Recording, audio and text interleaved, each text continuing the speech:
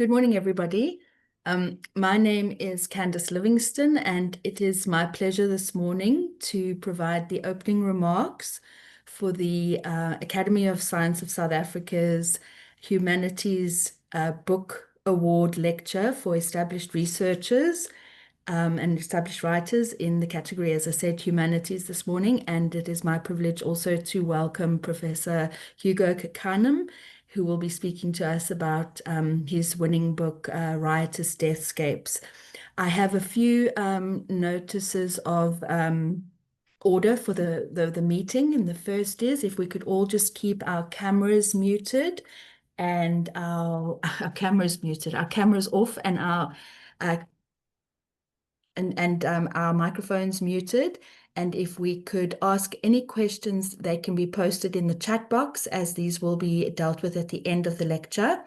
If you are experiencing any technical issues, it is suggested that you restart your camera and your computer, and then you should be able to join again. And please note that the presentation will be recorded and it will be shared. Thank you. So as I said, it is my pleasure this morning to introduce Professor Hugo Canham as one of the winners of the Humanities Book Awards for ASSAf. His book, Riotous, sorry, I'm very nervous, I don't know why. Riotous Deathscapes. Professor Canham is a South African scholar, and he's a writer whose work bridges psychology, Black studies, and indigenous epistemologies. Professor Canham's writing explores how Black, indigenous communities live, die, and theorize in the aftermath of colonialism and apartheid. As the author of Riotous Deathscapes, his work has been seen as groundbreaking and examines the entanglement of death, land, and survival in Mpondo land and beyond. And this book has been widely recognized for its lyrical prose and decolonial reimagining of how theory can emerge from the world and from the margins of the world. He has also published widely on topics such as Black subjectivity, gender, sexuality, and politics in higher education. And his work challenges conventional academic boundaries by blending memoir, ethnography, and philosophy into a deeply rooted intellectual practice. It's not my purpose today to give a summary of the book, but rather just to contextualize it within Professor Canham's study today. So just to quote some of the reviews that have been published and some of the things that have been said in the build-up to today's presentation.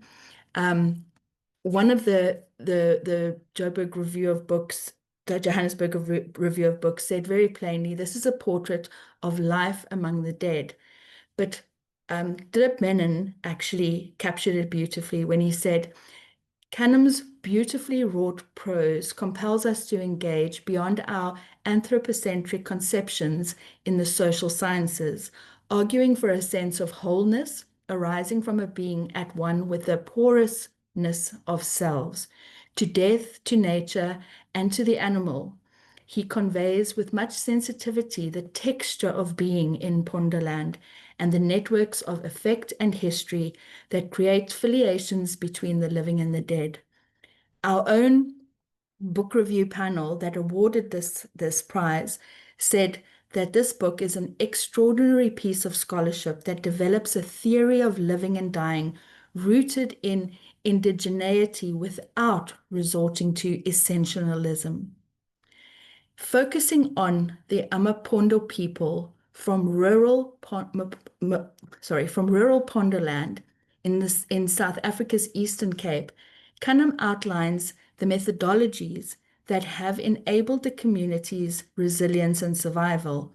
He assembles historical events and a cast of ancestral and living characters following the tenor of village life to offer a portrait of how Mpondo people live and die in the face of centuries of abandonment, trauma, and anti-Blackness and death. He looks at the term riotous, which is a disorder, and he looks at it as disorder as life force, with riotous meaning rebellion, vitality, and refusal to disappear. He looks at riotous as the fact that life persists even in moments of decay and abandonment, and he challenges the narratives of victimhood and with creative survival. He also looks at deathscapes as a terrain and a metaphor, noting that landscapes are shaped by colonial trauma, displacement, loss, and sees landscapes as sites of memory, resistance, and spiritual continuity. Death not as an end, but as a part of being. Using the lens of uwakumkanya, which is a Mpondo way of attending to the world, Prof looks at his work through memory and says that memory should aid to assist us to retain and revive memory. He says that as an act of this should be seen as an act of shielding one's eyes to see clearly without glares and distractions, to see far. And hopefully, by viewing the world through this lens, we would bring forth a powerful decolonial methodology. He also proposes Mpondo theory, which is knowing through the land and the ancestors, rooted in amaMpondo cosmology, as I've said before, where the land, the rivers, and the people act as co-actors, and that knowledge is relational and not extractive. Why does this book matter in the bigger scheme of things? Well, not only does it tell personal stories and contextualize experience within Africa and within particular groups, it also helps us understand where and how theory originates. It helps us to decolonize where theory and how theory originates, and also invites scholars to read from the margins. His book is an ethical call to listen to the land, to attend to ghosts, and to recognize shared vulnerability. I'm going to quote from another seminar that was held at UCT, where questions were asked along the lines of, how do we make sense of a haunting that one cannot see? Well, Riotous Deathscapes is generative in thinking with and through Black studies, the Black radical tradition, anthropology, psychology, and with the alternative sidelined cosmologies of being that have refused the punctuation of temporality through hegemonic Western logic. Riotous Deathscapes provides an avenue, particularly haunting affects the ways in which our bodies move through discourse, time, and space, which, as a knowledge otherwise, can redirect our construction of African histories. So on behalf of the Humanities Book Panel, I would like to welcome Prof Canham and say we look forward to listening to your public lecture today, and thank you to everybody for joining us.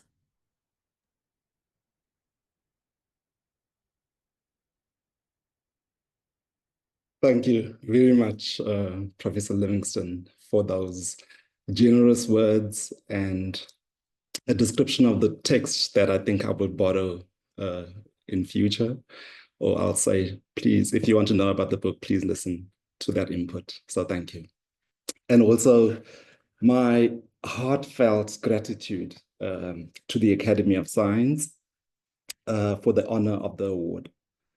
This webinar is part of the terms and conditions of the award. I've long used up the money. Thank you.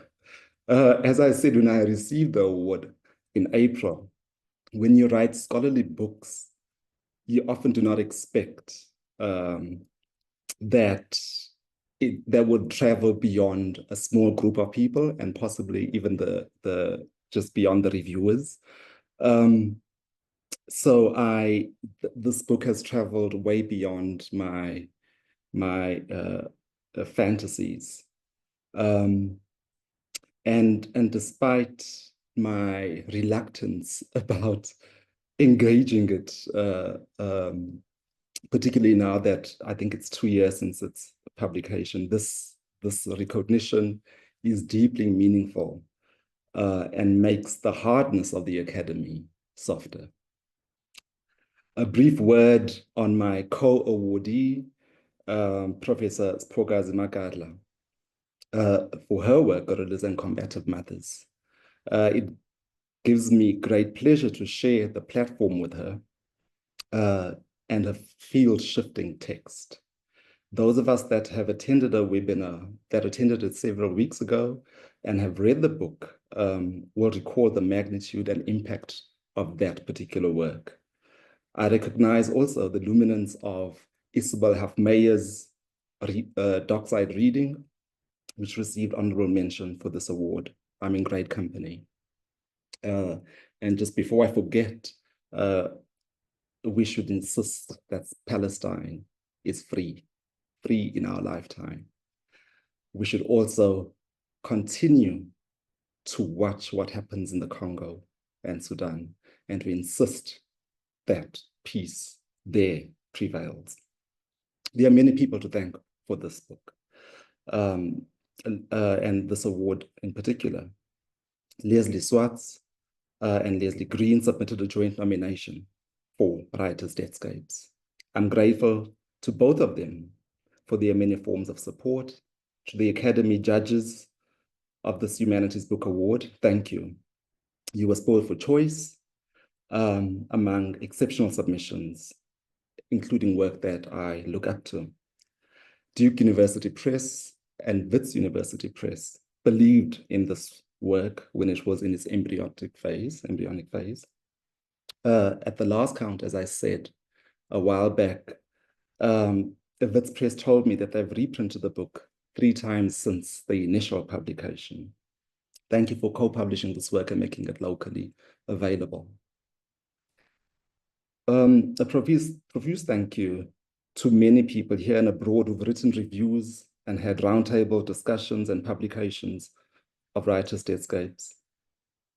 I get regular emails from people telling me that they are teaching the book and speaking of its pedagogical value to students of color in particular in the diaspora and what it means for them in rooting them to place.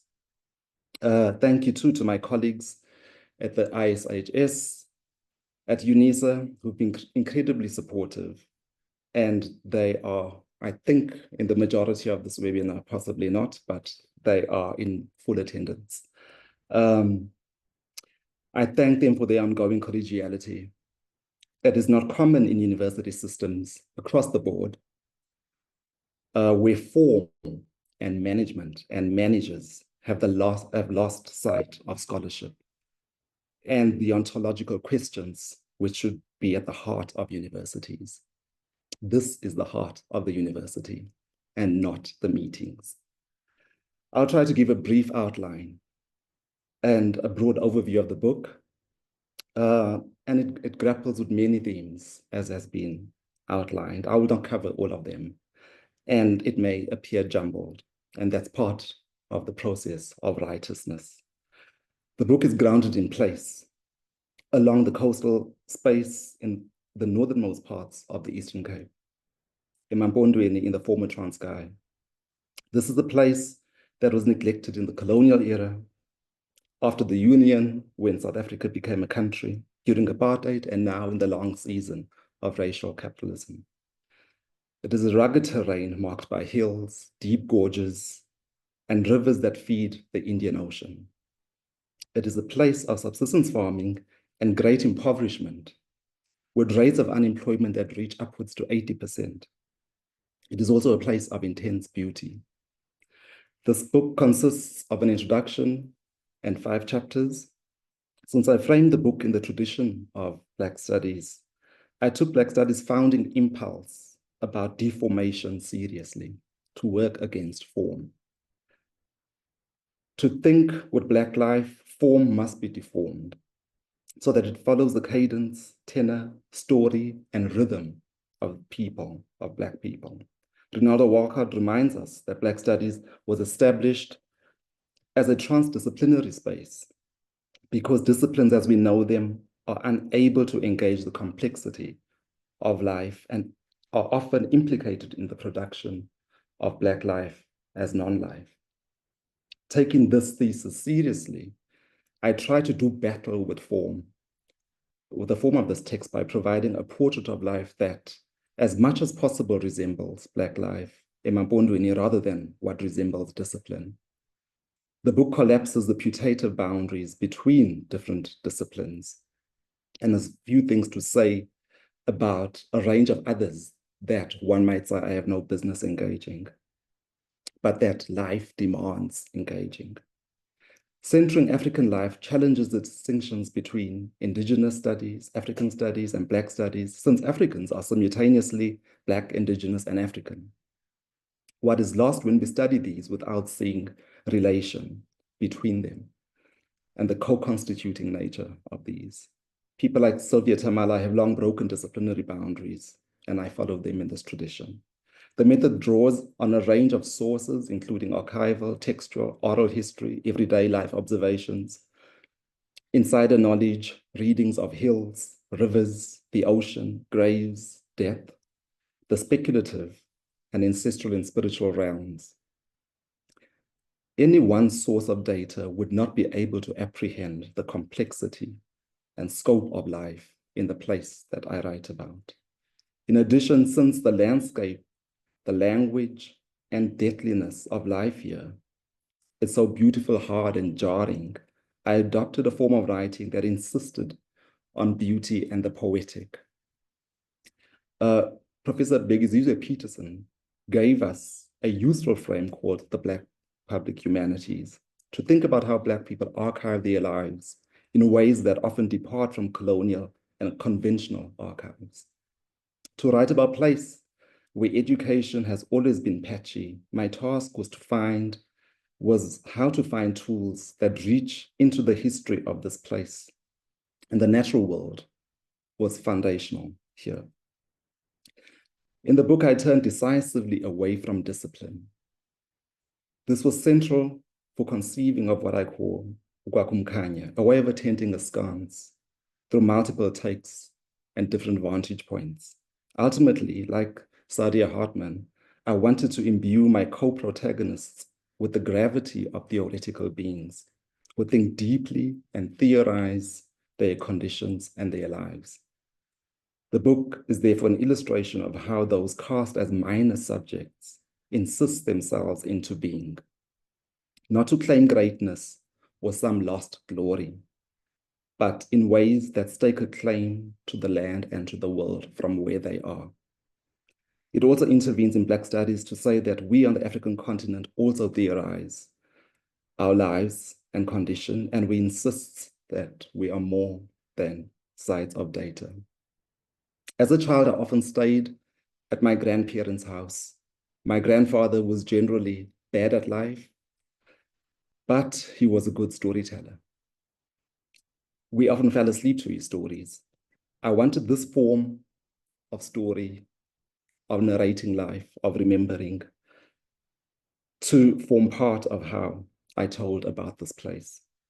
Of course, the theoretical explication often intervened and muted the form. I write in a lineage of writers for whom the poetic register was a way of honoring the difficulty, the complexity of Black life worlds in an anti-Black world. Caribbean writers like Edward Glissant, Aimé Césaire, and more contemporary writers like Hartman, Fred Moten, Habiba Badurun, Denai Mapotsa, Keguru Macharia, and Christina Sharp are a few examples of scholars that hold Black life with poetic regard.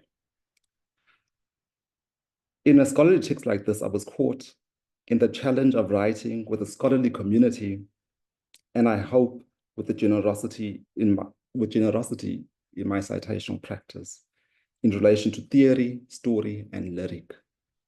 My task was how not to overwhelm stories with theoretical exposition and conversations with other scholars, but recognizing that the stories, the narratives, the dreams, the landscape, the rivers were also involved in a complex form of theory making. In this context, my challenge was how to write with care within this matrix of different audiences that I had in mind, while also keeping my audience of fellow villagers in mind. Although I was aware that most of my village community would not be able to access the text, I wanted subsequent generations, their grandchildren and great-grandchildren, to one day read it and recognize themselves as held with care. I was also conscious of a South African audience and the possibility of a global one. And so while the book is very specific and grounded in the place of amaMpondo, some interlocutors like Grace Musila, Ronaldo Walcott, and others have pointed out that they see themselves not just in the citations, but in the affect of the text. It describes lives they know in Kenya and the Caribbean. In this respect, it is universal. It makes a paradoxical point by being simultaneously grounded in place, very particular, but as committed to boundless forms of freedom that are not loyal to nation state, regionalism, tribe, and other forms of being. I hope that it might be read as a global text that insists on relation. I'm not the first person to write about amaMpondo. The anthropologist Monica Wilson in the 1930s wrote about it. In fact, the picture that appears in the epilogue was part of her papers of a ferry crossing Port St. John's, Mzimvubu River. In 2006, Johnny Steinberg wrote the book, The Three-Letter Plague, to document the AIDS pandemic there. We differ because I'm ethically bound to this place. My family lives there, and it is the place that I call home. The people and the land are not anthropological data.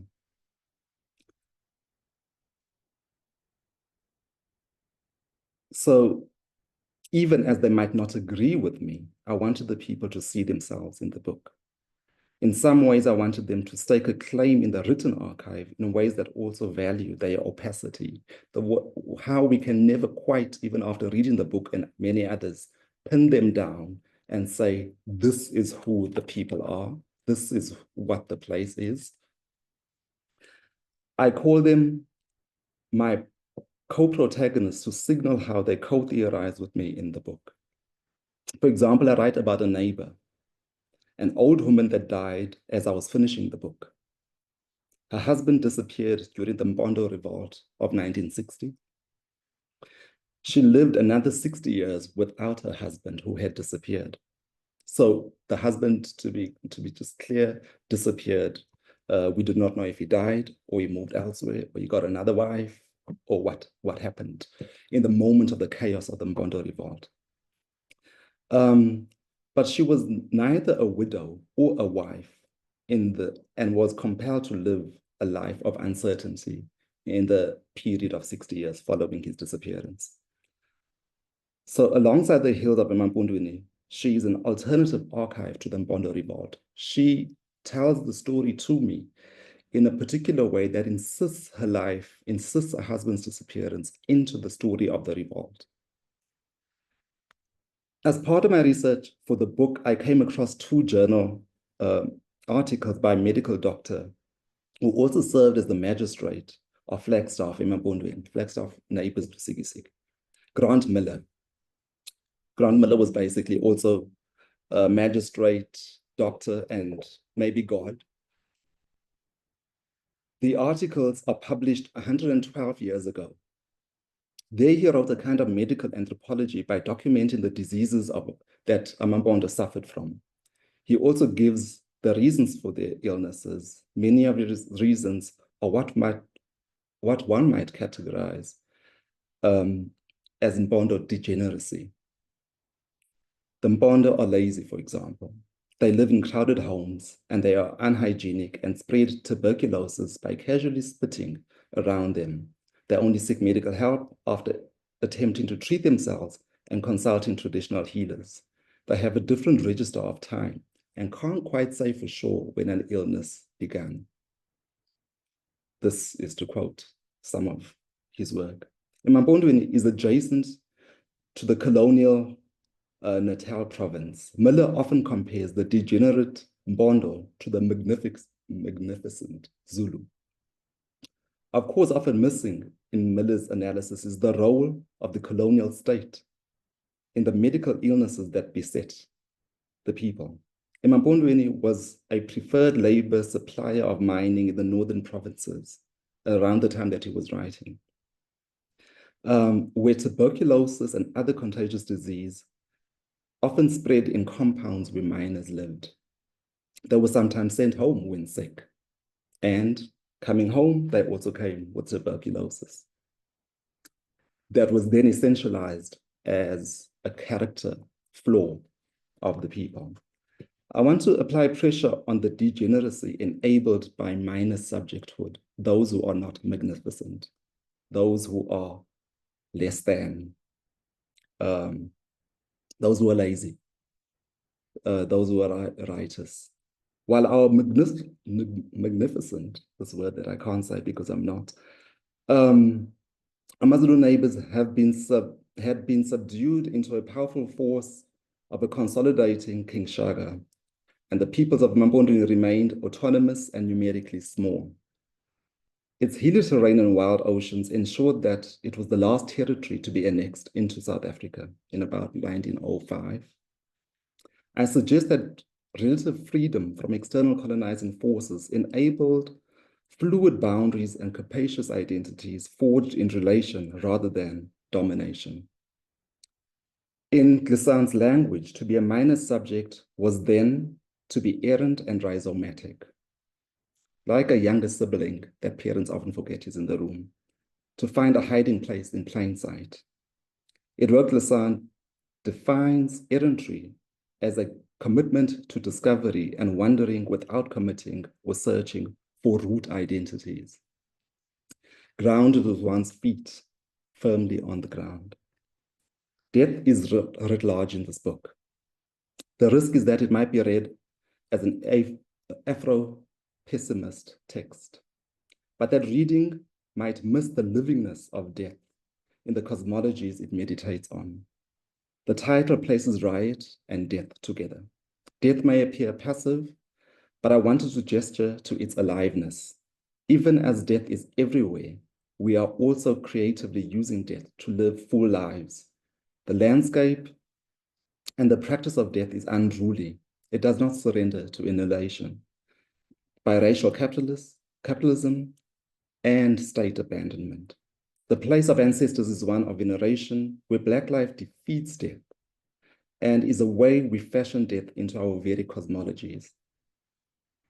Our being is constructed in relation to death, to ancestors. Consequently, even though we mourn the pervasive nature of Black death in our families, communities, and diasporas, we create an unshakable bond with the dead. We theorize death. To turn to the ancestral is to recognize it as a powerful world constantly in relation and perhaps overlapping with the world of the living. It is to see death as giving life. In Mpondo cosmology, no abandonment by the state and no racial capitalism can disrupt the sociality of the dead, the aliveness, the vibration of the dead on landscape. The cover art of the book plays with the doubleness of death and riot. Sorry, this may not be visible. Yeah, you get the idea. The artwork is by Dumila Feni, a South African artist who created the artwork in 1965, shortly before he went into exile in 1968. He died of a massive heart attack in New York in 1990, just as apartheid was ending, and he was due to return home. In addition to the double register of deadly riot that we have in the picture, by placing his artwork on the cover, in some ways, I wanted to continue the tradition of claiming him as an ancestor of this place. Part of the spine of the book is held by the centrality of the natural world as fundamental to my theorizations. Rivers, the ocean, hills, the rock face, graves. As my colleague Grace A. Musila points out, these sites function differently to their location in hegemonic environmental humanities scholarship and climate change debates. In Mpondo and across the continent, I see how people fashion their very personhood from ancestral rivers that ground them in place and connect and bind them in a boundless Black sociality that embraces animals and land, not as separate from them, but as part of them. As I point out at the introduction of the text, the word Mpondo is the name of the people that reside in this place known as the Wild Coast of South Africa, but is also the name of the horns of an animal. The suture of the animal, landscape, and personhood refuses colonial environmentalism that places people in competition with animals, both on Sylvia Wynter's chain of being and how Africans are moved off ancestral land to make way for large nature reserves so that tourists can come on safari. So instead of pushing against scripts of animalization of Black people, that we are not animals, I lean into the potentialities of these scripts, that perhaps we are animals, perhaps we are nature. In my early 20s, after a violent trauma threatened to overwhelm my family, my uncle, Odadomdala, the eldest father, advised that we call in a traditional healer to fortify us from violence. I write about now somewhat romantically, but back then I was not very keen. The healer made incisions in my forearms, neck, and head, and ankles before inserting plant and animal-based ointments in the incisions. I like to think that my blood courses with ancestral rivers, local herbs, and animals. I'll tell the story to insist on collapsing the colonial hierarchies and boundaries between the putatively human and the natural world. In place of a hierarchy, I insert care and relation. In Kiguru Macharya's terms, I provide, hopefully, a suture. Sarah Bartman's life is well documented, and by returning to her, perhaps we do not give her peace and the rest that she deserves after centuries of violation. But Sarah Bartman is an important lesson that straddles place, that straddles what we might call indigenous, Black, African geographies between here and Europe, between the Eastern Cape and the Western Cape, between the Khoi, the San, the Xhosa, the Tswana, in ways that explode the very firm categories that we've inherited from a colonial apartheid categorizing order, and between the natural and the animal. So as an example, there's a picture of a funeral where there are shells conscious from the ocean, there are herbs being burned, there are animal skin, there's a South African flag, where the animal skin is on the flag, whereas normally the flag is kind of the last say of the nation state. But there's a claiming here of a particular indigeneity that insists her into place after years of deracination in ways that help us to theorize this boundlessness. So I want to focus then on the place of the spiritual. Bigo Gray writes, spiritual is a tricky term. It often conjures up new religious movements and dialectical philosophies. Hegel used it to turn consciousness into a logical problem. But there are other appropriations of spirit. Audre Lorde gave us one. Ashton Crawley gave us another. They resonate with one another. They're about sharing. For Lorde, it was a sharing of feelings. For Crawley, it was a sharing of breath. In Riotous Deathscapes, I think about the spiritual as a sharing of freedom, things that infect bodies when they're in proximity to each other. Not just bodies of the living, but bodies of the dead, bodies of the animal, bodies of the atmospheric bodies.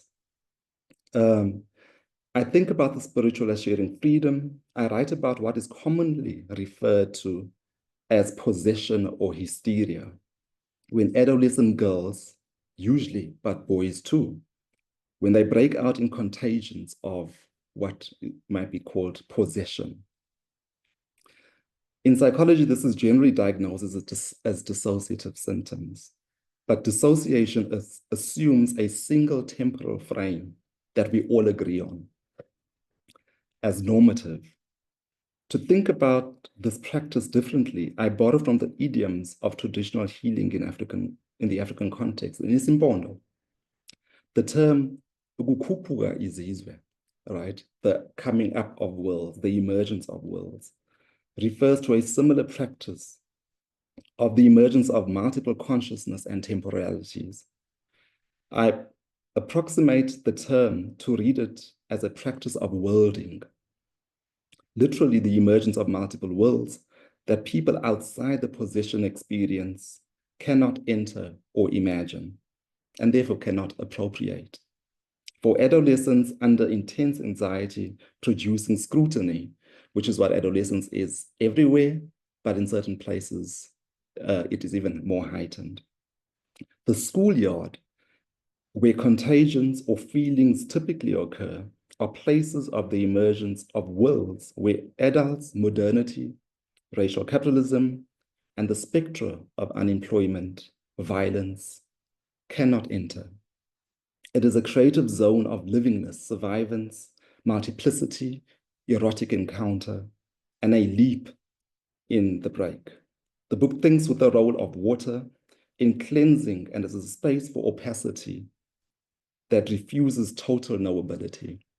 Water in all its multiple registers, that shields, protects, disrupts forms of knowing and hierarchy, collapses them into the folds of the water. amaMpondo are not closing, as I head towards a closing, are not a closed society with neighboring amaZulu, amaHlubi, amaMpondomsi, amaXhosa, San Khoi, white, Asian descent, African castaways that unintentionally crashed onto the tempestuous shoreline constitute our being. So the Wild Coast historically was a site where people traveled between Europe, the Indian Ocean, to access the Asian subcontinent and other parts of the river, of the continent. And there were often shipwrecks that occurred there. And many of those shipwrecks, the survivors landed onto this rocky terrain and had to confront what living there and surviving meant, or leaving by long walks up to KZN, through up to Delgado Bay, Maputo, where there was Portuguese settlement, or all the way down to the Western Cape, the colonial head office, to be repatriated back home, but many others stayed. And the staying is part of this relation. Chapter 1 of the book addresses this by conceiving of relation as part of boundless forms of Blackness. In Joseph Conrad's, and I hate to quote him or to even cite him, we are told that as the boat wends its way up the Congo River, those on the boat observe the silhouettes of Africans howling and leaping, spinning and making horrid faces. So the colonial fantasy of what the observation is as a ship wends its way through the Congo River Years later, Chinua Achebe would come to realize that he was not one of those on the boat steaming up the Congo in the heart of darkness. Rather, and to quote him, I was one of those unattractive beings jumping up and down on the riverbank, making horrid faces. So when we are educated, we sometimes imagine ourselves, we internalize coloniality and imagine ourselves as different, as better, as part of those observing the conquered spaces, inferior people. But as Chinua Achebe realizes, in the colonial fantasy, and to enter the spaces of the colonial fantasy, he is one of those making horrid faces like a monkey on the shore. When we reconsider the 17th and 18th century shipwrecks on the crashing Mpondo shoreline, how can this perspective of white superintendents be refigured? Not as sealed vessels of enlightenment passing through the wild coast, but as undone, adrift and compelled to be in relation in a world-making moment of reckoning, where you are totally disarmed. Your survival depends on the people that find you stranded on the shore. The British media reported that the crashing of the SS Grosvenor in the tradition of the Heart of Darkness. But if we take the perspective of Mpondo people who watch the wreck, something else emerges. The strangers are disheveled and bewildered on the black shoals of Lambasi, and the Mpondo are secure on their land, feet firmly on the ground. The chapter sits with this emergence from the Indian Ocean. In it, I am at once watchful on the shoreline with my ancestors, but I'm also tied to the disoriented wreck survivor who stumbles on the rocky shoals on the land of amaMpondo. I'll just end by reading a short excerpt from the same chapter. In 2019, I returned to the Lambasi community and shoreline to see what a Black vantage point would reveal.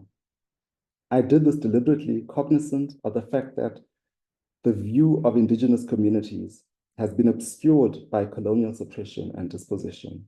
Having read Michael Marker, I was aware that the power of the experience of being in place where the story exists is a transformative methodology and pedagogy. Sharp refers to this as knowing the ground one stands on.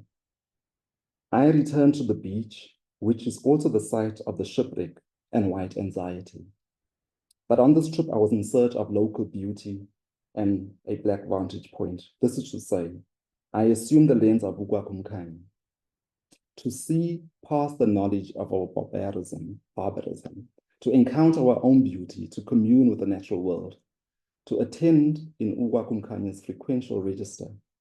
I watch for what it is revealed when we keep still. How does landscape vibrate sonically? The shoreline was startling. I held my breath several times. The survival of natural beauty is a testament to our own survival. The stubborn rock face is a reflection of the impervious look of the old woman who squints at the tourists who visit the coast. This beauty points to the failure of colonialism. I walked over to the rocks in search of the trace of the shipwreck, but there was nothing there. The waves gushed over the rocks and then retreat to the sea, an endless ebb and flow that once crashed with the arrival of lost ships. The wind was still on my first visit, but it was howling in a block sonic register when I returned 2 days later. The sand moved like a swarm of bees and whipped against my legs with a wrathful fury. It gathered the waves with a wrathful energy. Further up, the thick foliage was unmoved by the wind. I looked at the rocky outcrop and imagined how a passing ship would cope against the fury of this wind. In my mind's eye, I saw the startled castaways stumble onto the sand. I looked up into the hill that cast its watchful shadow over the shore.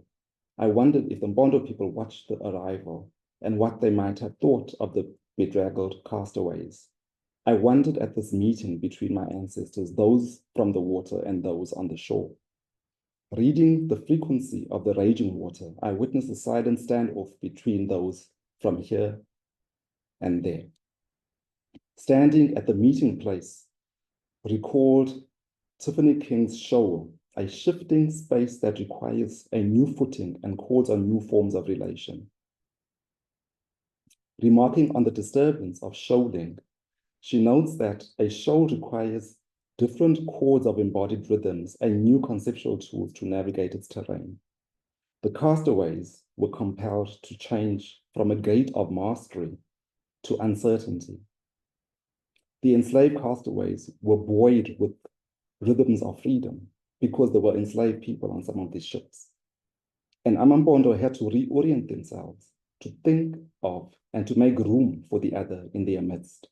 In the raging wind, it struck me anew that amaMpondo have long adopted a sociality that makes room. Conceptually, this enables us to shift in place and broaden our relational and theoretical forms without ceding the ground we stand on. Thank you. We have some comments. Thank you for your wondrous and exemplary work. It's a text I return to over and over. It has become the song of ourselves, a dance of our collective step towards repairing our violent states. Absolutely. I'm sorry, I'm just trying to scroll down. Dear Prof Hugo, thank you for your beautiful and moving work. My question is on how, as emerging scholars, we begin to hold the pen because it can be scary. How do we begin to write against this fear? How do we continue to write in moments when we feel like what we are conjuring eludes the pen itself? Where does one begin a book? Prof?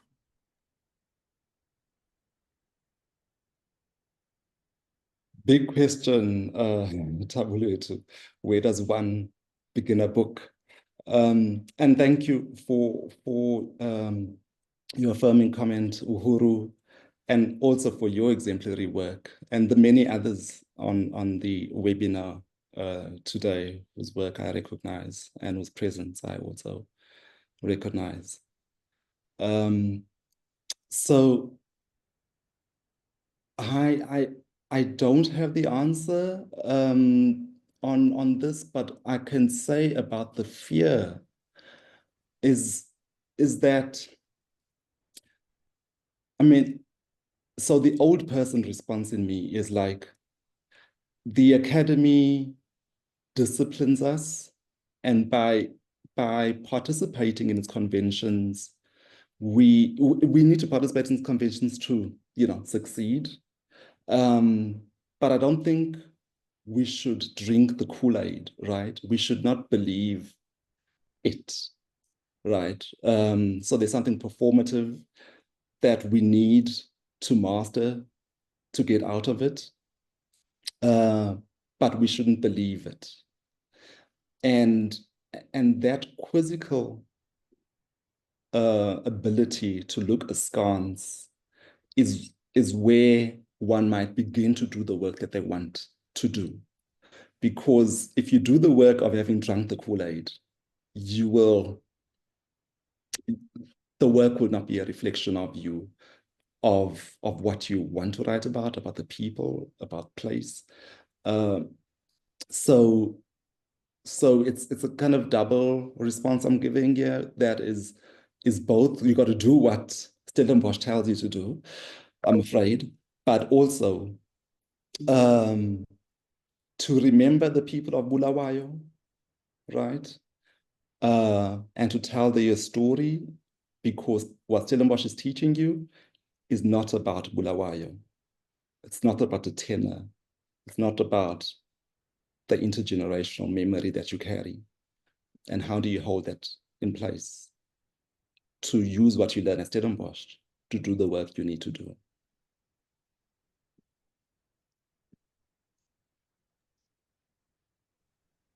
Thank you, Prof. Another comment, I'm always moved by your writing. Thank you. You always inspire us. Beautiful presentation. Heartfelt congratulations on the award. Here's another question. Thank you, Prof, for the excellent presentation. In your book, death is not only an ending but a continuation. Why did you feel it was important to write from and within this space for afterlife? Should I go ahead? Yes, go ahead. Thank you. Thank you. Thanks for that, Sharon. I did, full disclosure, Sharon is my colleague, my intern. And I said, if there's deadly silence, Sharon, please ask a question. Um, and she has, which I think is a great question. So when we are given death, right, in our families, in our communities, in large number, so I lived through the AIDS epidemic at its most brutal, and so did many others of us here who lost family, friends, neighbors. And what that can give you is the sense of desolation and defeat, right? And overwhelming grief that keeps us in a state of mourning. And I wanted to think about what living in a state of knowing death so intimately might provide us conceptually.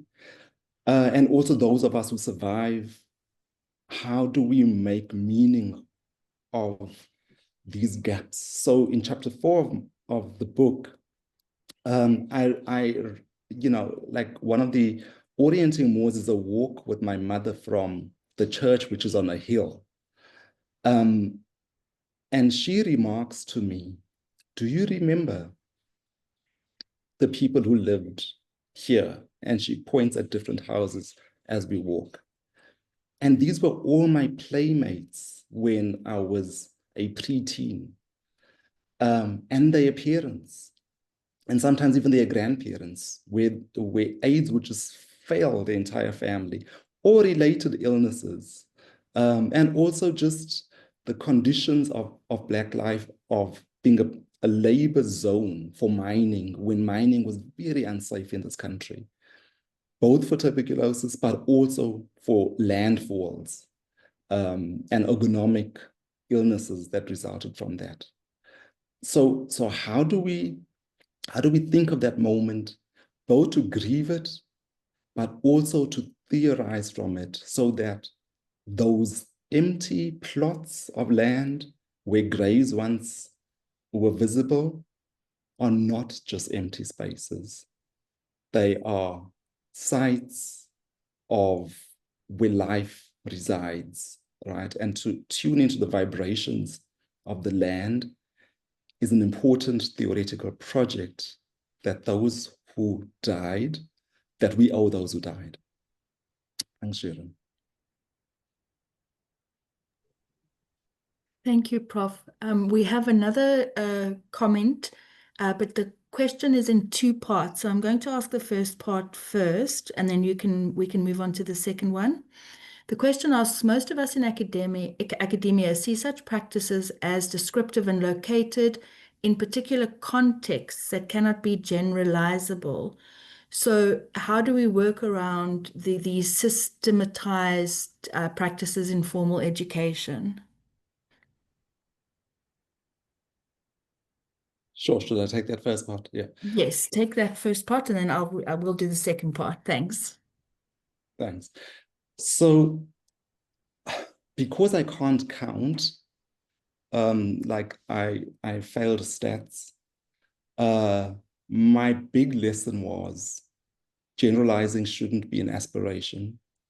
My aspiration is to honor the subject that I'm engaging to the fullest way that I can, and rather listen out for resonances, right? for other people who are interested in reading the work, how they might see themselves in that, but not with an, when I write, am seldom thinking about how this translates elsewhere.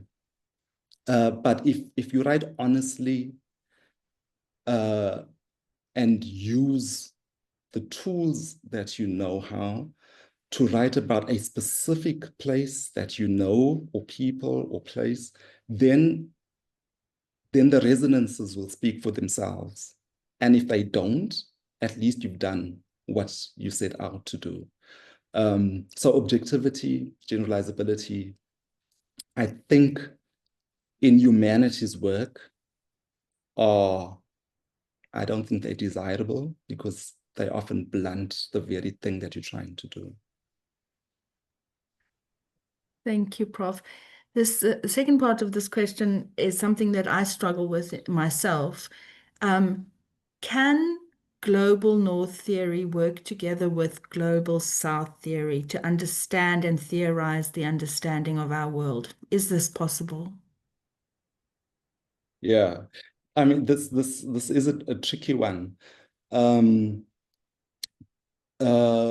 because I've in moments been said to pander or over-rely on particular forms of what may be classified global North theory. My interests in, hopefully most that I do is in relation rather than in separatism or exceptionalism.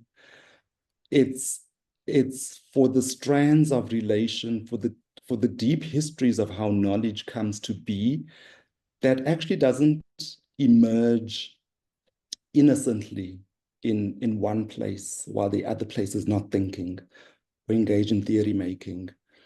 That if we recognize that in North Africa, for instance, if we think about Egypt and other places that are termed to have ancient histories of modernity, of knowledge making, and how the Roman Empire then takes over the role and takes what they know from that context and development, and then Europe, the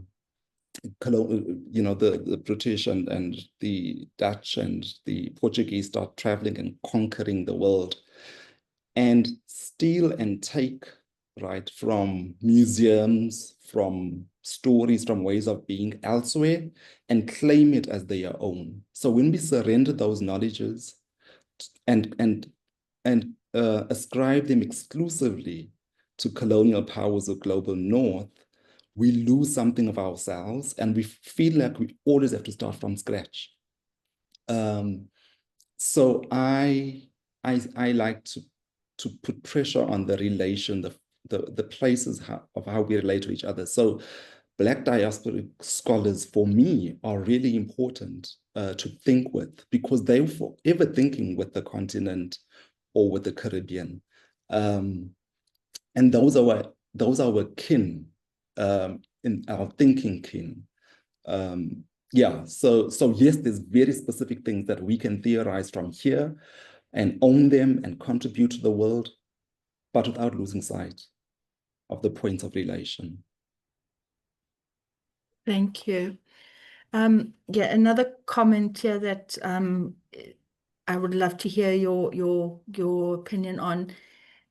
Most of my work is an intellectual struggle, is about naming cosmology from which my work emanates, resisting the urge to tell lies and claim easy victories. Do you have a position on radical riotous identity beyond Blackness? And what do you think about the relevance of this project? Thanks. So yeah, it's Taryn, I think it is a heavy and I think important question. And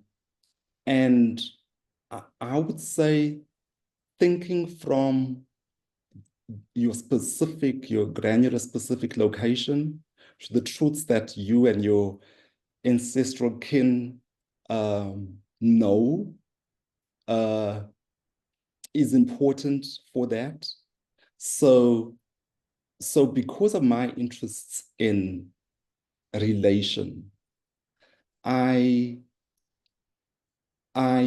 do not, so I in this specific project, right, did not want to write about Mpondo exceptionalism, that there's a particular tribe or ethnic group that has these features, right? So I wouldn't have written, if I was from KZN, for example, I would not have written this text because of the problems of a particular form of hegemony. So because this is a small group, a minor group that people cast all kinds of stereotypes onto, one can write about it this way. But relation between Mpondoness, between Blackness, which is inclusive. So I like to think of Blackness as a shelter, as an umbrella term, as a relational term that doesn't exist as an essence, right? Often represented exclusively by melanin, although that's one of the things that people identify with. But as a theoretical shelter that even for people who might think of themselves um, as having lineages outside of the normal lineages that we think about Blackness in South Africa, whether it's island people, whether it's enslaved people, whether it's colored people, Khoi, as having a space in this shelter. Now, that's my perspective, but I know from where I'm from, but I also know that there are different ways in which people are thinking about identity, that are thinking about ways of excavating forms of being which were evacuated by this by apartheid's categories of being, right? Thinking race otherwise, as Dimitri's text does.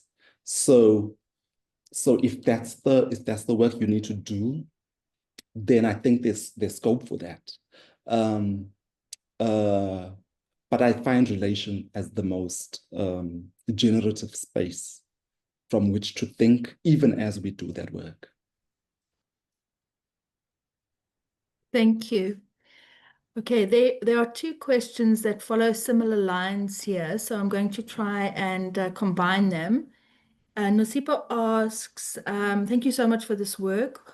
When do people like us get to do this kind of work? Must we wait to earn the space where we can get professors who can get away with, must we wait to earn the space when we are professors who can get away from following our convictions? Or can students have space to do this? How can postgrad students manage rigid research structures that can limit the ability to follow what calls them before the titles come? And this links with the question that came before from Letitia, who asks, you were both an insider and your relatively privileged position as a professor makes you an outsider. How do you navigate these tensions? So it's a bit of a mixture between how do we talk about what we need to talk about within the rigid conformities, and do we have to wait until we are professors to be able to do this, and how do we navigate that? Yeah, thank you. And thanks for your comment, Letitia. And Nosipo, I think your question also relates to Tabuleti's question earlier about being a student. Of course, yes, your professorship will protect you to do what you generally can't or not, you can't do easily before, right? But universities are disciplining agents. I can't speak for them. I don't like them myself. You know, I started off by like, expressing in code form my frustration with the university. But they are disciplining spaces, and depending on where you study, I often say, you know, find find your tribe, there's often someone on staff that is open to kind of these forms of marginality, that sees that as in fact a bigger contribution than the rigid requirements. But there's also this other thing of when you join, I don't know, Department of Statistics or anthropology, they're going to train you on how to be an anthropologist, right? And how to be an anthropologist has a very specific lineage that it follows. And I think my position may be slightly conservative on this, is to like, you're signing up for this, do that, don't believe it, give them what they need, and craft spaces and to do the work that you need to do. For the longest time, I kept a blog when I couldn't quite find my voice in discipline. And that blog enabled me, I wrote it for like a decade, enabled me to do the kind of thinking that was undisciplined, that I wanted to do, that's with a different audience in mind, to sustain that voice and to prevent myself from drowning. Now, that may or may not be, like, I think your question is like core to the academy, like, let's do this thing that, let me do this thing authentically within the academy. And I think there's space for that. But I can only talk from my experience of trying to survive. Letitia, your question that was read, yes, I'm both. I'm an insider as I'm from the place that I'm writing about. And I live between and shuttle between these worlds. I often say, like, electricity in my home came in the village maybe around 2010 or so, or maybe even 2006. So all my life, I've had this thing of shuttling between place, of living like a middle-class life at some point in my life, and going back home and living this rural life, where the toilet is still, outside, long drop. And it's core to navigate the tensions honestly, right? But also when we get subsumed into and seduced into middle-class life, to think that therefore we are only that and don't have these relations and bounds to which we owe some fidelity to think with, to own up to, is also limiting. So it's a complicated sitting with these textures. But I think that's the generativity of it, is to work with this complexity, because I'm only able to write this book because I move out of the space too. And I see it from a different vantage point, with the theories of the academy, with the knowledges that I've learned, which are both for good and bad. Yeah. Yeah, thank you for that, Prof. I also find it very sad that sometimes our students have to dance a dance that they don't know how to dance. And it's easy for someone like me to say, oh, dance the dance. But when you haven't got the insider knowledge on how to dance the dance, you are excluded. And it's something we need to fight every day. And then I think we've got time for one more question. Thank you for this wonderful presentation, Prof. From your talk, I get a sense that this theory is both personal and scholarly. I'm curious about how you navigated putting it together, deciding which parts could be shared academically and which should remain private or sacred, especially since in many cultures, certain knowledge is not meant for public dissemination. Did you ever feel tension between protecting sacred knowledge and meeting academic expectations? Do you view this process of withholding or protecting certain knowledge as part of theorizing itself, perhaps an ethics of refusal or respect that cannot be spoken? Yeah, beautiful question. Wonderful question, yes. Um, yeah, so it's a double bind. So I do think the sacred needs to be protected.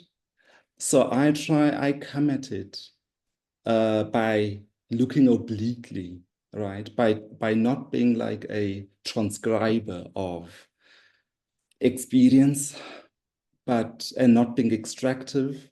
And that's where the I voice of the personal.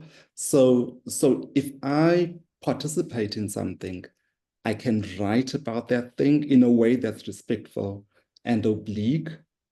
But if it's other people doing something to which I'm a total outsider, I would struggle with writing that. So the other side of it though is if we don't write or create, because there's other forms of production or witnessing in the arts, we are seen as not having knowledge, not participating in kind of knowledge production, and things are seen as virgin territory. There's no one who's ever written about this. I'm the first one. Or when people are doing it all the time in different ways in registers that are not recognizable to the academy. So how do we both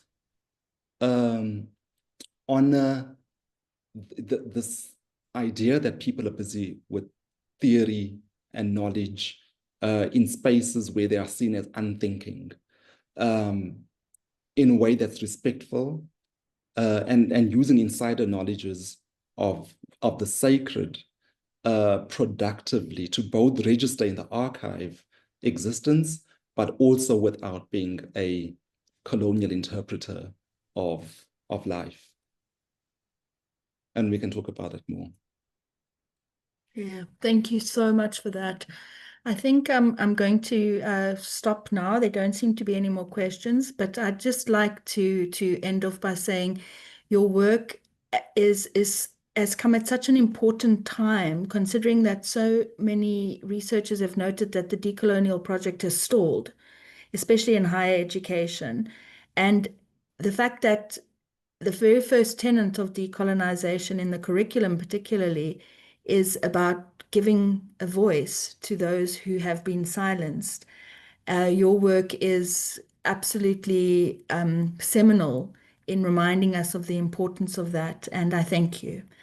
I'm going to hand over to Susanne now to wrap up the meeting, and thank you once again, Prof Hugo. It's been an honor all the way through. Thank you, Professor Livingston, and thank you, Professor Canham, for an absolutely amazing journey through your book, your personal life, and giving it sort of an academic slant in how we should cope with these matters.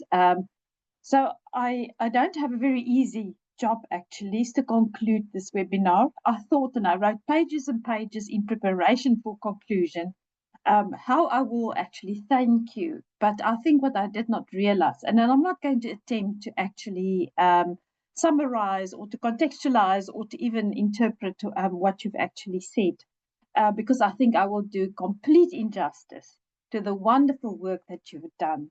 And I really hope that this journey with ASSAf has assisted you to travel beyond then what you call your small group of people. And I thought perhaps the best would be is perhaps just to relate to it very personally, because it really sort of touched me. And especially where I personally stand in my life now is, is just to argue and to get a sense of wholeness. I think, moving towards second half of one's years, you really need to think about your wholeness.